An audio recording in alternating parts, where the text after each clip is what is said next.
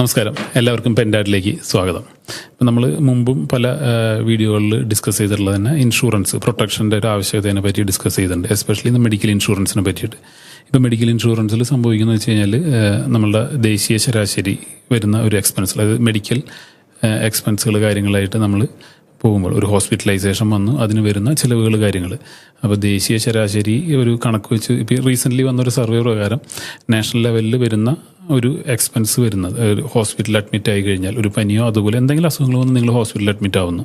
അപ്പോൾ കുറച്ച് ദിവസം അഡ്മിറ്റ് ആയി കഴിയുമ്പോൾ വരുന്ന ഒരു ബില്ല് വരാനുള്ളൊരു സാധ്യതയുണ്ടല്ലോ, ആ ഒരു തുകയേക്കാൾ ഉയർന്ന തുകയാണ് കേരളത്തിൽ വരുന്നത്. ഇതിനുള്ളൊരു റീസൺ എന്ന് വെച്ചാൽ കേരളത്തിൽ ഈ മെഡിക്കൽ ഫെസിലിറ്റികൾ കാര്യങ്ങളെല്ലാം തന്നെ വളരെയധികം പുരോഗമിച്ചതാണ്. അഡ്വാൻസ്ഡ് ആയിട്ടുള്ള പല സൗകര്യങ്ങളും നമുക്കിവിടെ അവൈലബിൾ ആണ്. നല്ല ഡോക്ടേഴ്സിൻ്റെ സൗകര്യങ്ങൾ അങ്ങനെ എല്ലാം തന്നെയുണ്ട്.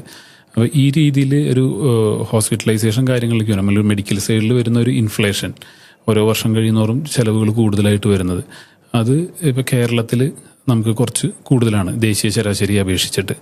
അപ്പോൾ ഇന്ന് നമ്മൾ ഈ ഒരു കാര്യങ്ങളെ പറ്റിയിട്ടാണ് ഡിസ്കസ് ചെയ്യുന്നത്.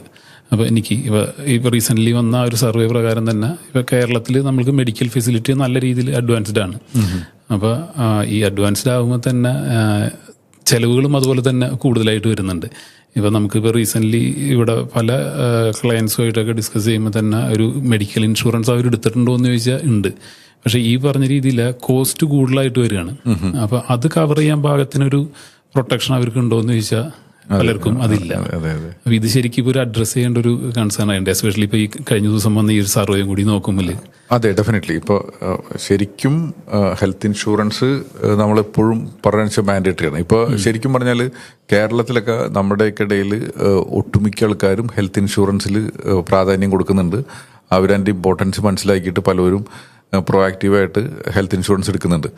പിന്നെ മിക്ക പ്രൈവറ്റ് കമ്പനികളിലൊക്കെ വർക്ക് ചെയ്യുന്ന ആളുകൾക്കാണെങ്കിലും അവരിപ്പോൾ കമ്പനി തന്നെ മിക്കവാറും ഇൻഷുറൻസ് കൊടുക്കുന്നുണ്ട്. അപ്പോൾ അതൊരു നല്ലൊരു കാര്യമാണ്. പക്ഷേ കമ്പനിയെ കൊടുക്കണം മിക്കവാറും 3 ലക്ഷം 5 ലക്ഷമൊക്കെ മാക്സിമം കവറേജ് ഉണ്ടാവത്തുള്ളൂ. പിന്നെ നമ്മൾ കോർപ്പറേറ്റ് ഇൻഷുറൻസിനെ മാത്രം ഡിപ്പെൻഡ് ചെയ്ത് നിൽക്കണമെങ്കിൽ ഉള്ളൊരു കാര്യം പറഞ്ഞു കഴിഞ്ഞാൽ നമ്മൾ ചിലപ്പോൾ ജോലി മാറുന്നു, ഒരാഴ്ച ഗ്യാപ്പിലായിരിക്കും അടുത്ത ജോലിക്ക് മാറുന്നത്. ആ ഒരാഴ്ചക്കിടയിൽ നമുക്ക് അസുഖം വന്നു കഴിഞ്ഞാൽ ബുദ്ധിമുട്ടായി. ഇനി അടുത്തെല്ലാം തന്നെ നമ്മൾ ചിലപ്പോൾ 55 വയസ്സ് വരെയായിരിക്കും നമ്മൾ ജോലി ചെയ്യാൻ ഉദ്ദേശിക്കുന്നത്. 55 വയസ്സ് കഴിഞ്ഞിട്ട് നമ്മൾ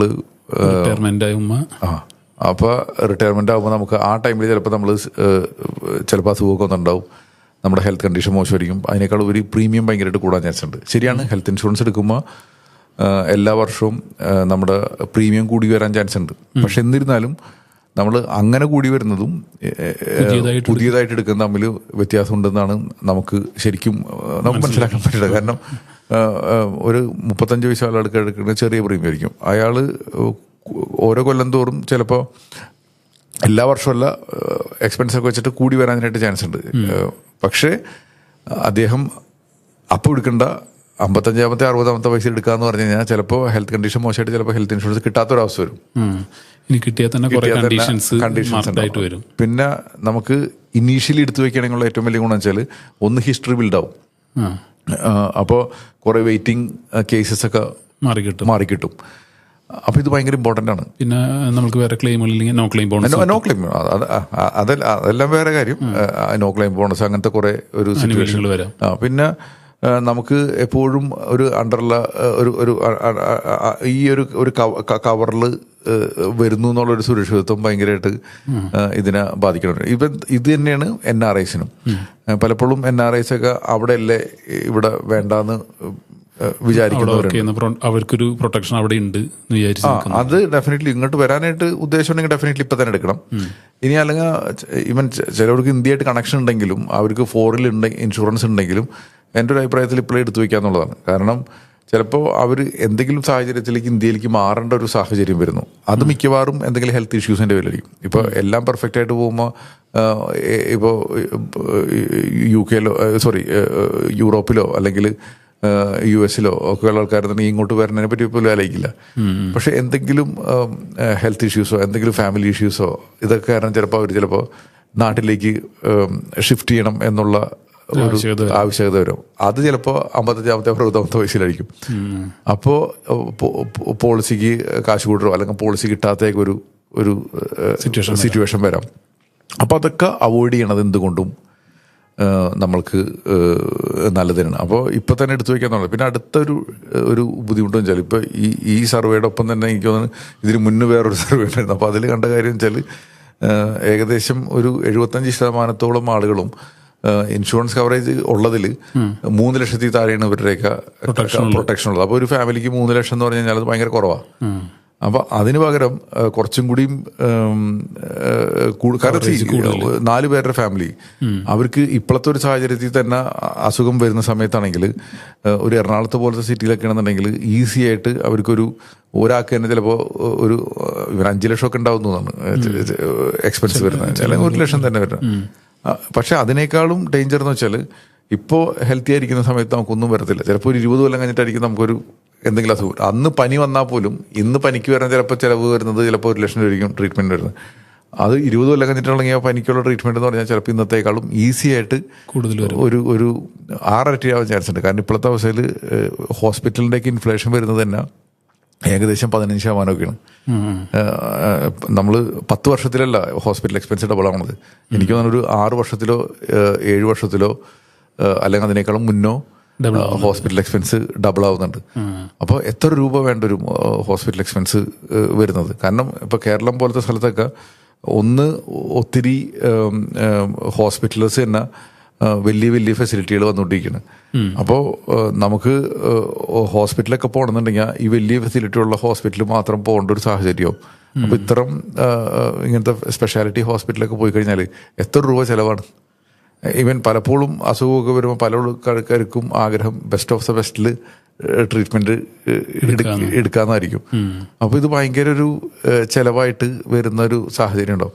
അപ്പോൾ അറ്റ്ലീസ്റ്റ് ഇപ്പോഴത്തേക്ക് സാഹചര്യത്തിൽ ഒരു 4 മെമ്പർ ഫാമിലി ആണെങ്കിൽ 25 ലക്ഷമെങ്കിലും കവറേജ് ഇല്ലെങ്കിൽ ഭയങ്കര ഒരു ബുദ്ധിമുട്ടാണ്. എസ്പെഷ്യലി ഒരു അത്യാവശ്യം വെൽത്തി ഫാമിലിയൊക്കെ ആണെന്നുണ്ടെങ്കിൽ 1 കോടിയുടെ പോളിസി എടുത്തുകയാണെങ്കിൽ നല്ലതാണ്. ഞാനിപ്പോൾ 1 കോടിയുടെ പോളിസിയും 50 ലക്ഷത്തിന്റെ പോളിസിയും തമ്മിൽ പ്രീമിയത്തിൽ അത്ര വലിയ വ്യത്യാസമില്ല, ചെറിയൊരു വ്യത്യാസമുള്ളൂ.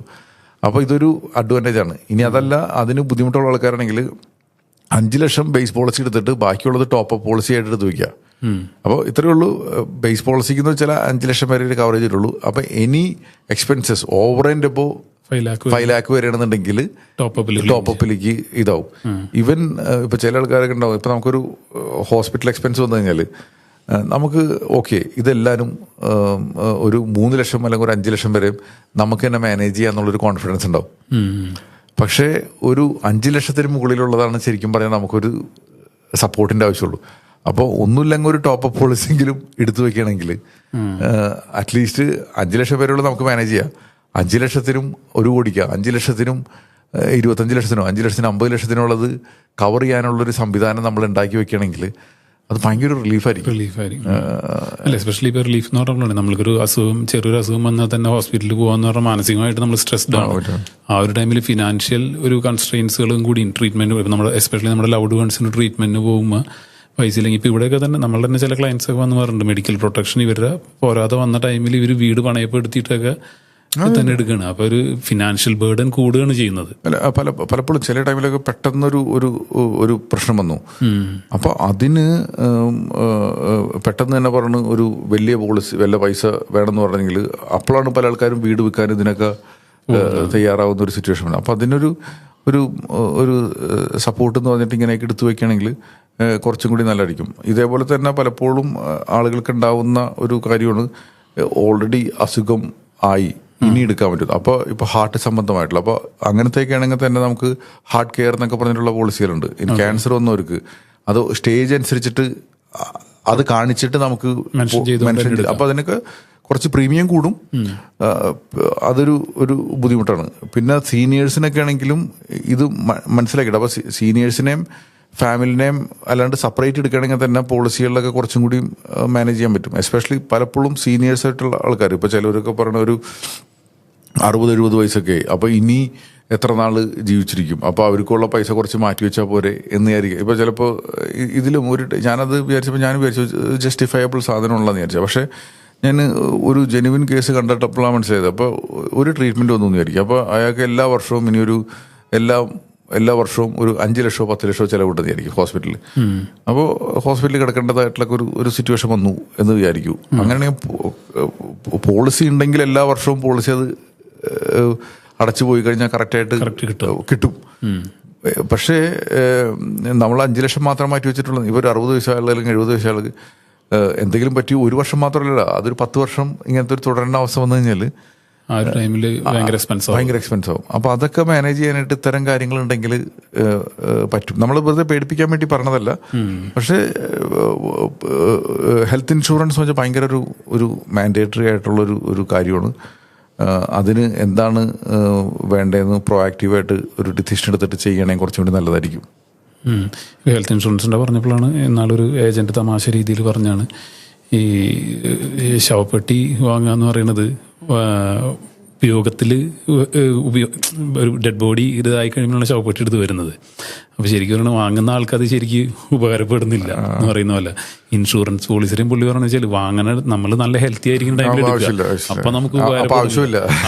പക്ഷെ ആ ടൈമിൽ നമ്മൾ എടുത്തു വെക്കണം. അപ്പൊ നമുക്ക് ബുദ്ധിമുട്ടൊന്നും ഇല്ലാതെ തന്നെ നല്ലൊരു പോളിസി ഇങ്ങനൊരു സിറ്റുവേഷൻ ഉണ്ടാകുന്ന സമയത്ത് പോളിസി എടുക്കാൻ പറ്റില്ല. അത് എപ്പോഴും നല്ലൊരു ടൈമിൽ തന്നെ നമ്മൾ എടുത്തു വയ്ക്കുക. പിന്നെ ഇത് നമുക്ക് ഇപ്പൊ ഒരു പലരും ചെയ്യുന്ന ചെറിയ ഇൻഷുറൻസ് പോളിസി ആവശ്യമുള്ളൂ എന്ന് പറഞ്ഞ് അവരുടെ നേരെ അങ്ങോട്ട് പോയി എടുക്കുന്നു. അപ്പൊ ഇത് ശരിക്കും പറയുകയാണെങ്കിൽ ഒരു ഇൻഷുറൻസ് പ്ലാനറായിട്ട് ഒന്ന് ഡിസ്കസ് ചെയ്തിട്ടുണ്ടെങ്കിൽ ആ ഫാമിലിയിൽ ഓരോരുത്തരുടെ മെഡിക്കൽ ഹിസ്റ്ററികളോ കാര്യങ്ങളോ ഒക്കെ ശരിക്കും റിവീൽ ചെയ്ത് ഡിസ്കസ് ചെയ്യണമെങ്കിൽ അവരുടെ ഇതിൽ കസ്റ്റമൈസ്ഡ് ചെയ്ത് അല്ലെങ്കിൽ പേഴ്സണലൈസ്ഡ് നല്ലൊരു പ്രൊഡക്റ്റ് ആയിട്ടുള്ളൊരു ഡിസൈൻ ചെയ്തിട്ടുള്ളൊരു പോളിസികൾ നല്ലത് അതിലേ. ഇപ്പൊ ഉദാഹരണം പറഞ്ഞാൽ ഇപ്പൊ ചില ടൈമിൽ ചില പോളിസി എടുക്കാൻ പോകുന്ന ടൈമിൽ അസുഖം ഉണ്ടെന്നൊക്കെ കുഴപ്പമൊന്നുമില്ല എന്ന് പറയും. പക്ഷെ ചിലപ്പോൾ അവർക്ക് വല്ല BP വല്ല അതിലൊക്കെ വേരിയേഷൻ ഒക്കെ ഉണ്ടാവും. അപ്പോൾ ഇതൊക്കെ ഒന്ന് റിപ്പോർട്ട് ചെയ്തിട്ട് എടുക്കണമെങ്കിൽ വളരെ നല്ലൊരു കാര്യമാണ്. ഇപ്പം അടുത്ത് നമുക്ക് ഒരു കോള് വന്നതാണ്. ആൾക്ക് പോളിസി റിജക്റ്റ് ആവുമെന്ന് പറഞ്ഞിട്ട് ഭയങ്കര കംപ്ലൈൻ്റ് ആയിട്ട് വന്ന് എന്തെങ്കിലും ഹെൽപ്പ് ചെയ്യാൻ പറ്റുമെന്ന് വെച്ചാൽ. അപ്പോൾ നമ്മൾ ഇരുന്ന് കറക്റ്റായിട്ട് ചോദിച്ചപ്പോഴാണ് മനസ്സിലായത് അദ്ദേഹത്തിന് ലിവറിൻ്റെ ഒരു പ്രോബ്ലമാണ് ഉണ്ടായത്. അപ്പോൾ അദ്ദേഹത്തിന് മദ്യപിക്കുന്ന ശീലം ഉണ്ടാകുന്ന ചോദിച്ചപ്പോൾ ശരിക്കും ഇല്ലയെന്ന് പറഞ്ഞു. ഇപ്പം ഇല്ലയെന്ന് പറഞ്ഞു. അപ്പോൾ പിന്നെ ഒന്നുകൂടി ചോദിച്ചപ്പോൾ പറഞ്ഞു പണ്ട് നന്നായിട്ട് കഴിച്ചിരുന്ന ആളാ, പക്ഷേ ഇപ്പം ഇല്ല. അപ്പോൾ ശരിക്കും അദ്ദേഹത്തിൻ്റെ ഹിസ്റ്ററി നോക്കിയപ്പോൾ അവിടെ മെഡിക്കൽ ഹിസ്റ്ററിയിൽ ഇതൊരു കാരണമായിട്ടെന്നുള്ള രീതിയിലാണ് ഈ ലിവറിന് അസുഖം വന്നത്. അപ്പോൾ അത് റിജക്റ്റായി. അപ്പോൾ ശരിക്കും അന്ന് അത് റിപ്പോർട്ട് ചെയ്തിട്ടാണ് പോളിസി എടുക്കണമെങ്കിൽ ചിലപ്പോൾ പ്രീമിയം കൂടിയേനെ, പക്ഷേ കവറേജ് കിട്ടിയേനെന്ന് തോന്നണു. അപ്പോൾ ഇത്തരം ചെറിയ കാര്യങ്ങളൊക്കെ പോലും സ്മോക്ക് ചെയ്യണത്, മദ്യപിക്കുന്നത്, അതേമാതിരി എന്തെങ്കിലും അസുഖമൊക്കെ ഉണ്ടെങ്കിൽ അത് റിപ്പോർട്ട് ചെയ്തിട്ട് ചെയ്യണതൊക്കെ അത് ഭയങ്കര ഇമ്പോർട്ടൻ്റ് ആയിട്ടുള്ളൊരു കാര്യമാണ്. പിന്നെ യങ് ഏജിൽ എടുത്തു വയ്ക്കണമെങ്കിലുള്ള കുറേ ഗുണങ്ങളെന്ന് വെച്ചാൽ ഇപ്പോൾ ചിലപ്പോൾ എല്ല് സംബന്ധമായിട്ടുള്ള അസുഖങ്ങൾ, അങ്ങനത്തെ കുറേ കാര്യങ്ങൾക്കൊക്കെ നമുക്ക് ഹെൽത്തി ആയിരിക്കുന്ന സമയത്ത് നമുക്ക് അത് ഹിസ്റ്ററിയിൽ ആഡ് ആവാൻ ചാൻസ് ഉണ്ട്. അപ്പോൾ ഒരു പോളിസി എടുത്തൊരു 10-20 വർഷം കഴിഞ്ഞിട്ടാണ് അങ്ങനത്തെ അസുഖമൊക്കെ വരണമെന്നുണ്ടെങ്കിൽ അതും കവേർഡ് ആവും. അല്ലെങ്കിൽ പലപ്പോഴും ഉണ്ടാവുന്ന കാര്യം വെച്ചാൽ തേയ്മാനം എന്നൊക്കെ പറഞ്ഞിട്ട് അതിനൊന്നും ചിലപ്പോൾ പോളിസി എടുത്ത് 2ാമത്തെ വർഷമാണെങ്കിൽ ഇത് വേറെ കിട്ടത്തില്ല. അപ്പോൾ പലപ്പോഴും പല ഇൻഷുറൻസ് എടുത്ത ആൾക്കാരുടെയും വിഷമം എന്ന് പറഞ്ഞാൽ ഇത് തട്ടിപ്പാണ് എന്ന് പറഞ്ഞിട്ട് ഒരു മാനസികമായിട്ട് വിഷമം ഉണ്ടാവും. അത് ഒഴിവാക്കാനായിട്ട് നമുക്കിതിൽ പറ്റും. മനസ്സിലായി. ഇതിലതുപോലെ തന്നെ ഈ പോളിസിയുടെ ഇതിൽ ഇപ്പോൾ പോർട്ടിങ് എന്ന് പറഞ്ഞിട്ടൊരു ഓപ്ഷൻ ഉണ്ട്. അപ്പോൾ അതിലും തന്നെ പലപ്പോഴും സംഭവിക്കുന്നത് വെച്ച് കഴിഞ്ഞാൽ പോർട്ടിങ് ആൾക്കാർ മനസ്സിലാക്കാതെ അല്ലെങ്കിൽ ഒരു ഇടിച്ച് പെട്ടെന്ന് ഒരു ചാടി കയറുള്ളൊരു തീരുമാനങ്ങൾ എടുക്കുകയാണ്. പോർട്ടിങ് ശരിക്കും ഒരു കറക്റ്റ് വേ എന്താണ് അത് ചെയ്യാൻ? അല്ല, പോർട്ടിങ്ങിൽ നമ്മൾ നോക്കേണ്ട കാര്യം വെച്ചാൽ ഒന്ന് പ്ലാൻഡ് ആയിരിക്കണം. എന്തിന് പോർട്ട് ചെയ്യണം, നമുക്ക് എന്ത് ബെനിഫിറ്റ് ആവണം. പിന്നെ ഈ പോർട്ട് ചെയ്യുന്ന ടൈമിൽ നമുക്കുള്ള കാര്യം വെച്ചാൽ എല്ലാ ഹിസ്റ്ററിയും അങ്ങോട്ട് മാറി കിട്ടുമോ. പിന്നെ പോളിസിക്ക് അറ്റ്ലീസ്റ്റ് ഒരു കുറച്ച് നാൾ മുന്നെങ്കിലും അറ്റ്ലീസ്റ്റ് 2-3 മാസം മുന്നേ പ്ലാൻ ചെയ്യുക. അറ്റ്ലീസ്റ്റ് ഒരു 45 ഡേയ്സ് മുന്നെങ്കിലും നമ്മളത് ഒന്ന് ഇനിഷ്യേറ്റ് ചെയ്ത് തുടങ്ങാം. അങ്ങനെ അല്ലാതെ ചില ടൈമിൽ ലാസ്റ്റ് ടൈമിലൊക്കെ എടുക്കുമ്പോൾ നമുക്ക് ചിലപ്പോൾ കൃത്യമായിട്ടുള്ള ബെനിഫിറ്റ് മനസ്സിലാവാതായിരിക്കും നമ്മൾ ചാടി കയറി പോർട്ട് ചെയ്യുന്നത്. അപ്പോൾ ചിലപ്പോൾ അത് ഈവൻ പ്രായമായ ആൾക്കാർക്കാണെങ്കിൽ ഇപ്പോൾ ഓൾറെഡി ഹിസ്റ്ററി ബിൽഡായിട്ടുണ്ടെങ്കിൽ അത് തന്നെ കണ്ടിന്യൂ ചെയ്യാനായിട്ട് ശ്രമിക്കുക. പിന്നെ ഇനി അത്രയ്ക്ക് മോശമാണ് കറണ്ട് പോളിസി എന്ന് മനസ്സിലാക്കിയിട്ട് പുതിയതിലേക്ക് മാറണമെങ്കിൽ കുറച്ചുകൂടി നല്ലതായിരിക്കും.